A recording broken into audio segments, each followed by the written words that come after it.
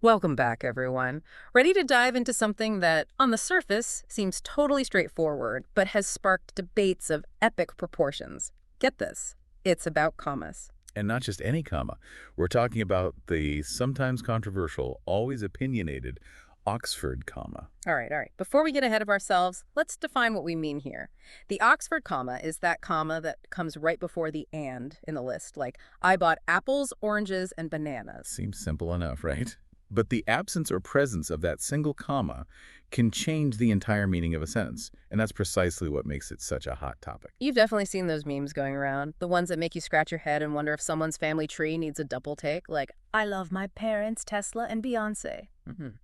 Without that Oxford comma, it sounds like you're claiming some very famous parents. Exactly, and it highlights the fundamental purpose of the Oxford comma to ensure clarity and prevent hilarious and sometimes disastrous misunderstandings. Okay, so it can make for a funny meme, but it goes deeper than that, right? Absolutely. Imagine this, a legal document or a set of medical instructions where clarity is not just preferred, it's absolutely crucial.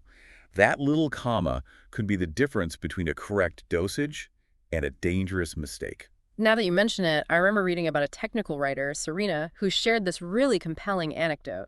Her mom had received medical instructions, and because of a missing Oxford comma, it seemed like two treatments should have been combined, when in reality they were supposed to be administered separately. Precisely.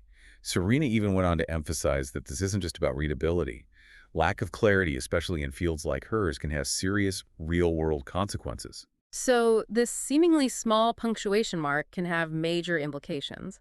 But how did this whole debate even start? Was there some big punctuation conference where the Oxford comma was born? Not quite a conference, but it does have roots in the world of publishing. Back in 1905, a printer at the Oxford University Press, Horace Hart, decided to include this rule in their style guide.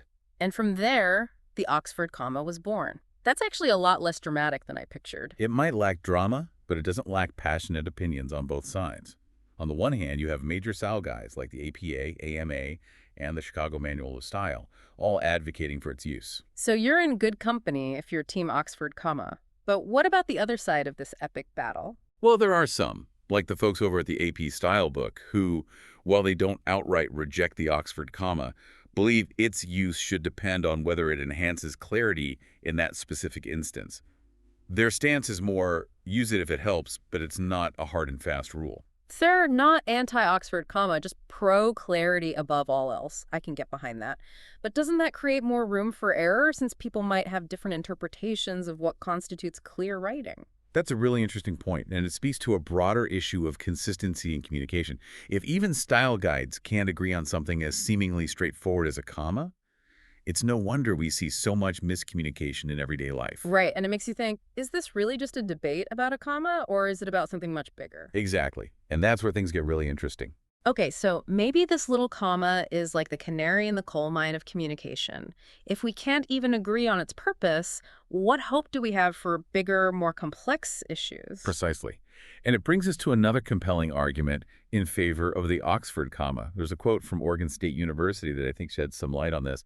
The actual rule is that when we have a list of items, we always need a conjunction between them. So they're saying it's not just about personal preference, but about reflecting the underlying structure of language itself. Exactly. Think of it this way. The conjunction, whether it's and or, signals a connection between items in a list.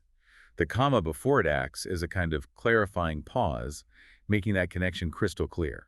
It's like the comma is doing the heavy lifting, so the conjunction doesn't have to work so hard.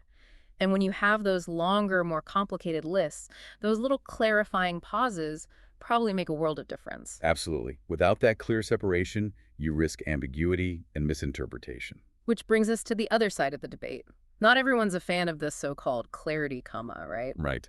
Some argue that the Oxford comma is unnecessary, that it clutters up writing and makes it sound pretentious. Yeah, I've heard that argument too. Some people find it too formal, too academic. It's true that style and aesthetics play a role in writing. However, there's a strong case to be made for prioritizing clarity and accuracy, especially in situations where misinterpretation could have serious consequences. It's like, we're not just crafting a beautiful sentence here, we're trying to convey information accurately. And in some contexts, like technical writing, legal documents, even just a really important email, accuracy trumps aesthetics. Right, exactly. John Bailey, a writer we came across, put it quite eloquently. I use the Oxford comma, but I think the debate around it is trivial. If we were more focused on merely writing clearly, society wouldn't be at such a degradation in communication. He's got a point. We get so caught up in these micro debates about grammar rules that we lose sight of the bigger picture, effective communication. It's like getting lost in the trees and forgetting we're in a forest. Exactly. But isn't that what this deep dive is all about? Yeah. Exploring these seemingly small details that actually reveal much larger truths. Precisely.